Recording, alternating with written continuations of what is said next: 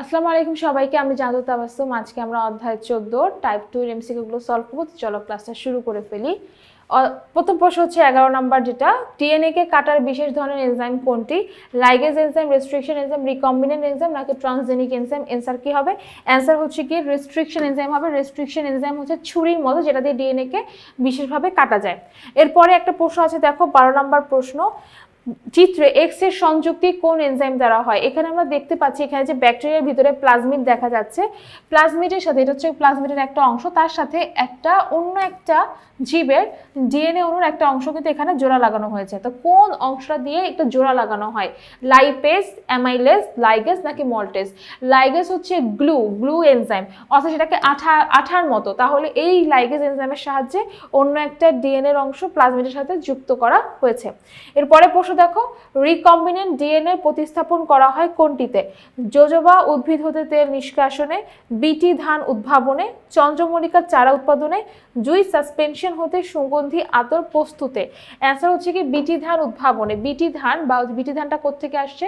এই যে ব্যাকটেরিয়া আমরা যেটা দেখতে পাচ্ছি ব্যাসিলাস থুরিনজিয়েন্সিস, এখান থেকে এই ব্যাকটেরিয়া প্লাজমিডটাকে আলাদা করে তার মধ্যে হচ্ছে গিয়ে অন্য একটা উদ্ভিদের তোমার যেটা হচ্ছে সব মানে খুব রোগ প্রতিরোধ ক্ষমতা বিশিষ্ট এক ধরনের মানে ডিএনএটাকে যখন তোমার অ্যাটাচ করে দিচ্ছে, সেখান থেকে যখন একটা নতুন ধান গাছ উৎপাদন হচ্ছে, সেটার নাম হয়ে যাচ্ছে বিটি ধান।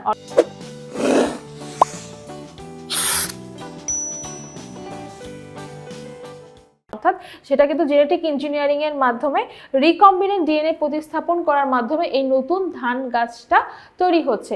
তাহলে বিটি ধান উদ্ভাবনে কিন্তু এই জেনেটিক ইঞ্জিনিয়ারিং ব্যবহার করা হয়, বা রিকম্বিনেন্ট ডিএনএ প্রতিস্থাপনের মাধ্যমে এটা কিন্তু তৈরি করা হয়।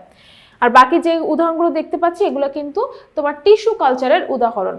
পরের প্রশ্ন দেখো, জিএমও মানে হচ্ছে জেনেটিক্যালি মডিফাইড অর্গানিজমের মাধ্যমে ডিএনএর কাঙ্ক্ষিত জিন স্থানান্তর সম্ভব।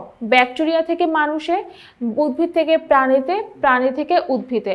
অর্থাৎ এই তিনভাবেই কিন্তু সাধারণত ডিএনএর কাঙ্ক্ষিত জিন স্থানান্তর করা সম্ভব একমাত্র জেনেটিক ইঞ্জিনিয়ারিং এর মাধ্যমে। এরপরে প্রশ্ন দেখো, এখানে একটা ছবি দেয়া আছে, ছবিতে প্লাজমিডের ছবি আমরা দেখতে পাচ্ছি। জিজ্ঞেস করেছে চিত্র এর নাম কি?